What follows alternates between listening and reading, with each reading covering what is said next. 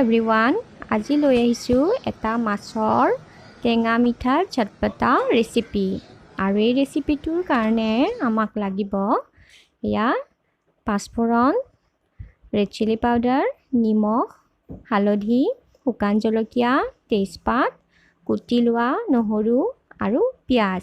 পিঁয়াজ মই দুভাগ কৰি লৈছোঁ, এভাগত অকণমান সৰু সৰুকৈ আৰু এভাগত অকণমান ডাঙৰ ডাঙৰকৈ।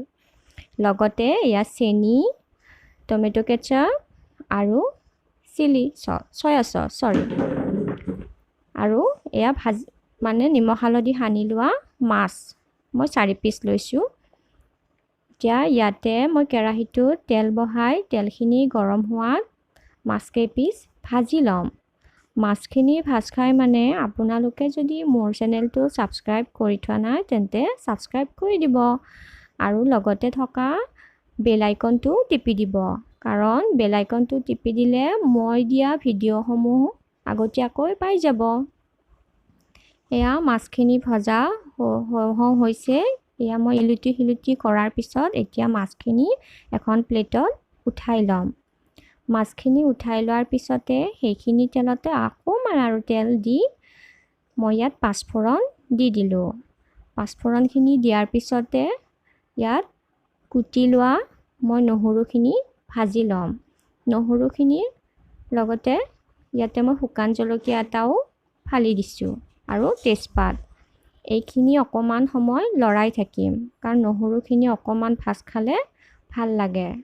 এইখিনি ভাজ খোৱাৰ পিছতে ইয়াতে মই এতিয়া কুটি থোৱা পিঁয়াজখিনিও এড কৰি দিম। ইয়াত পিঁয়াজখিনি দি দিলোঁ।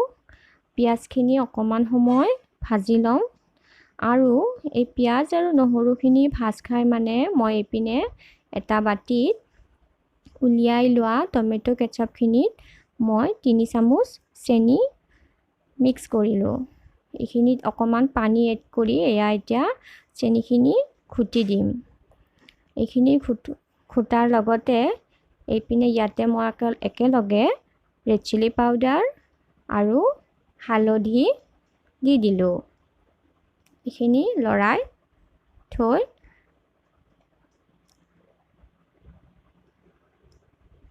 এইখিনি এয়া এনেকুৱাকৈ এটা পেষ্টৰ নিচিনা হ'ল। এগেইন ইয়াতে মই ডাঙৰকৈ কুটি লোৱা পিঁয়াজখিনি দি দিছোঁ। ডাঙৰকৈ কুটি লোৱা পিঁয়াজখিনি বেছি সময় ভাজিব নালাগে, জাষ্ট তেলত ইলুটি কৰি দিলেই এইখিনি হৈ যাব। এইখিনি ভাজ খোৱাৰ পিছতে ইয়াতে মই এতিয়া বনাই লোৱা টমেটো কেচাপৰ এই মিশ্ৰণখিনি ইয়াত এড কৰি দিলোঁ। এইখিনি লগতে মই ইয়াতে 2 চামুচ চয়া চচো দি দিছোঁ। এইখিনি অকণমান এনেকৈ লৰাই ইয়াতে অকণমান মই পানীও দি দিম।